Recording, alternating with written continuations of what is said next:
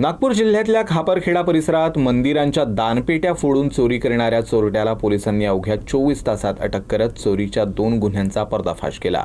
पोलिसांनी चोरट्याजवळून चोरीचा मुद्देमाल देखील जप्त केला आहे। चोरीची पहिली घटना 6 फेब्रुवारी रोजी खापरखेडा रेल्वे चौकीजवळ असलेल्या माता मंदिरात घडली होती। चोरट्यानं चॅनल गेटचं कुलूप तोडून मंदिरातील दानपेट्या फोडल्या आणि त्यातील रोख रक्कम चोरून नेली होती। या घटनेचा तपास सुरू असतानाच 11 फेब्रुवारी रोजी दुपारी चनकापूर महालक्ष्मी मंदिरातही दानपेटीचं कुलूप तोडून पुन्हा रोख रक्कम चोरीला गेली। दोन्ही घटनास्थळावरील सीसीटीव्ही फुटेजची तपासणी केल्यानंतर दोन्ही चोरी एकाच चोरट्यानं केल्याचं स्पष्ट झालं। यानंतर पोलिसांनी 2 पथकं तयार करून परिसरात शोध मोहीम सुरू केली। चिचोली कोलार नदी परिसरात एक संशयित व्यक्ती दिसताच पोलिसांनी त्याला घेराव घातला। पोलिसांना पाहताच तो पळून जाण्याचा प्रयत्न करू लागला, मात्र पाठलाग करून त्याला ताब्यात घेण्यात आलं। आकाश चौरे असं चोरट्याचं नाव असून तो त्याच परिसरातला राहणारा होता। कसून चौकशीत त्यानं दोन्ही मंदिरातील चोरीची कबुली दिली।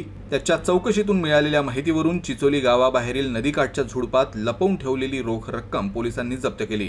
पोलिसांच्या जलद आणि अचूक तपासामुळे अवघ्या 24 तासात दोन्ही गुन्ह्यांचा उलगडा झाला।